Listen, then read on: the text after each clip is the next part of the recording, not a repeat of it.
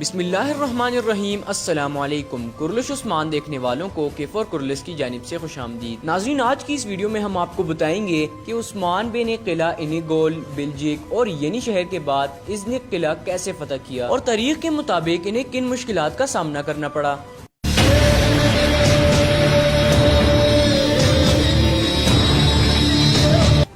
ناظرین، قلعہ انیگول، بلجک اور ینی شہر لینے کے بعد عثمان بے نے اپنی آزادانہ ریاست کی بنیاد رکھی اور اسی کے ساتھ ہی شیخ ادبالی بلجک قلعے میں رہائش پذیر ہو گئے۔ اپنے عدل و انصاف کی وجہ سے عثمان بے نہ صرف مسلمانوں بلکہ غیر مسلمانوں کے دل بھی جیت چکے تھے، اور غیر مسلم جو انیگول، بلجک، ینی شہر میں رہائش پذیر تھے وہ عثمان بے کے انصاف سے بہت متاثر ہوئے، اور اسی دوران سلجوق سلطان علاء الدین کے تخت چھوڑتے ساتھ ہی منگولوں کے ہاتھوں موت ہو گئی۔ سلطان کی موت کے ساتھ ہی اناطولیہ ریاست کئی حصوں میں تقسیم ہو چکی تھی، اور جو علاقہ جس قبیلے کے نیچے آتا تھا وہ وہاں پر حکومت کرنے لگا، اور یہ سب دیکھنے کے بعد عثمان غازی نے اپنے نام کا سکہ جاری کر دیا اور وہاں پر حکومت شروع کر دی، اور اس طرح 1299 میں سلطنت عثمانیہ کی بنیاد رکھی گئی۔ اب عثمان بے ازنک کو فتح کرنا چاہتے تھے، اور اس چاہت کی کافی وجوہات تھیں۔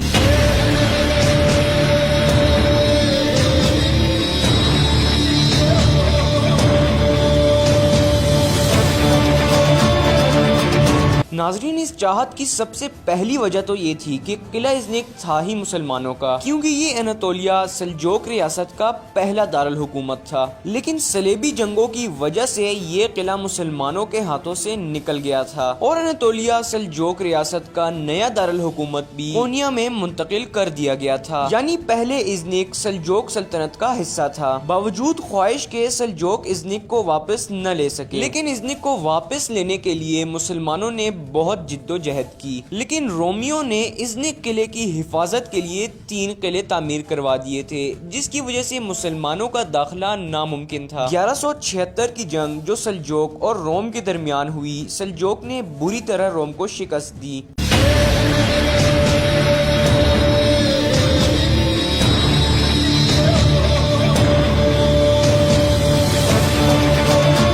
جنگ کے بعد روم کے شہنشاہ نے قلعہ ارسلان کو امن کی دعوت دی۔ دعوت قبول کرنے کے لیے قلعہ ارسلان نے پہلی شرط یہ رکھی کہ یہ جو قلعے ازنک کی حفاظت کے لیے بنائے گئے ہیں انہیں ہٹا دیا جائے۔ اس کے ساتھ ساتھ روم کے شہنشاہ کو قلعہ ارسلان نے یہ یقین بھی دلایا کہ ہم کچھ عرصے تک ازنک کو فتح کرنے کی کوشش نہیں کریں گے۔ اسی کے ساتھ ساتھ قلعہ ارسلان نے شہنشاہ کو یہ بھی کہا کہ ازنک ہمارا ہے، کیونکہ یہ مسلمانوں نے تلوار کے زور پر حاصل کیا ہے، اور مسلمان جو چیز تلوار کے زور پر حاصل کر لیں وہ تا قیامت انہی کی رہتی ہے۔ ناظرین، سلجوق تو ازنک قلعوں کو فتح نہ کر سکے، لیکن عثمان بے ازنک قلعے کی فتح چاہتے تھے۔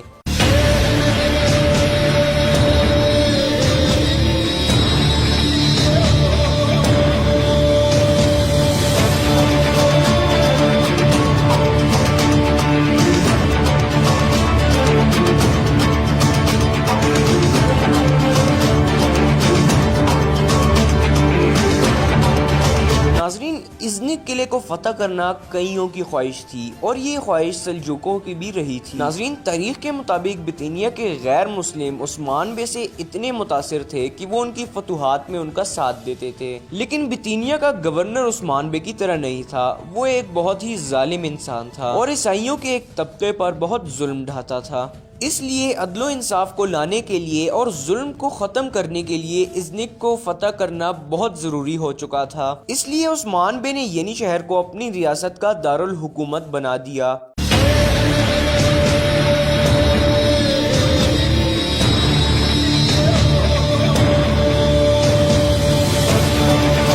ناظرین، عثمان بے نے ینی شہر کو دارالحکومت اس لیے بنایا تاکہ وہ ازنک کی فتح کو آسان بنا سکے۔ ازنک کو فتح کرنے کے لیے عثمان غازی نے ازنک کے اطراف میں عارضی خیمے بنانا شروع کر دیے تاکہ ازنک کی رسد کو روکا جائے، جس سے فتح میں آسانی ہوگی، لیکن ازنک کے گورنر نے یہ دیکھتے ہی شہنشاہ ایندرینکوس سے مدد طلب کر لی، چونکہ شہنشاہ یہ جانتا تھا کہ عثمان بے نے کافی فتوحات حاصل کر لی ہیں، اس لیے اب شہنشاہ کو یہ بھی پتہ چل گیا تھا کہ اگلی جگہ جس کو عثمان بے فتح کریں گے وہ ازنک ہوگی، اور اب شہنشاہ کو ازنک ہونے کا ڈر محسوس ہو رہا تھا۔ اس لیے اس نے ایک منصوبہ بنایا اور اس منصوبے کے تحت اس نے 7,000 سپاہیوں پر مشتمل ایک فوج اکٹھا کر لی، اور یہ فوج بحری جہاز کے ذریعے ازنک روانہ کر دی گئی۔ شہنشاہ نہ صرف ازنک کو بچانا چاہتا تھا بلکہ جو علاقے عثمان بے نے تلوار کے زور پر حاصل کیے تھے وہ علاقے بھی عثمان بے سے چھیننا چاہتا تھا۔ 7,000 سپاہیوں پر مشتمل اس فوج کے علاوہ بھی شہنشاہ نے برسا کے گورنر کو خبر بھیجی کہ وہ اپنی فوج کو بھی تیار رکھے تاکہ ان کی فوج بھی ایک طرف سے عثمان بے پر حملہ ور ہو۔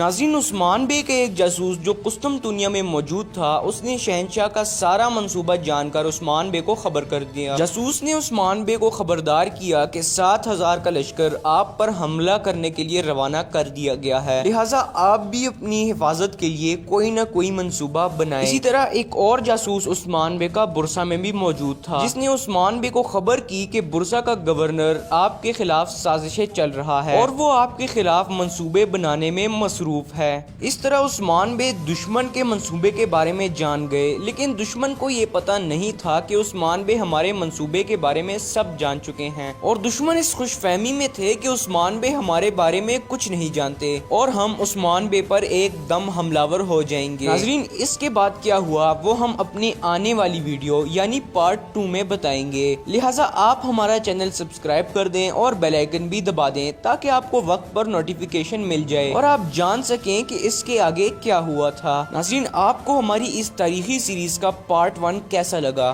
آپ نے ہمیں کمنٹ باکس میں ضرور بتانا ہے، اور اگر آپ کے مائنڈ میں بھی کرلش عثمان سیریز سے متعلق کوئی سوال ہے تو آپ ہم سے کمنٹ باکس میں پوچھ سکتے ہیں، ہم آپ کو اس کا فوری اور درست جواب دیں گے۔ کمنٹ باکس میں ہمیں اپنی رائے دیں کہ ہمیں پارٹ 2 بنانا چاہیے یا نہیں، اور اگر آپ کو یہ پارٹ بھی پسند آیا ہے تو ابھی ہمارے ویڈیو کو لائک کر دیں۔ اسی کے ساتھ ساتھ ہمیں دیجیے اجازت، ملتے ہیں آپ سے اپنی اگلی ویڈیو میں، اپنا خیال رکھیے گا۔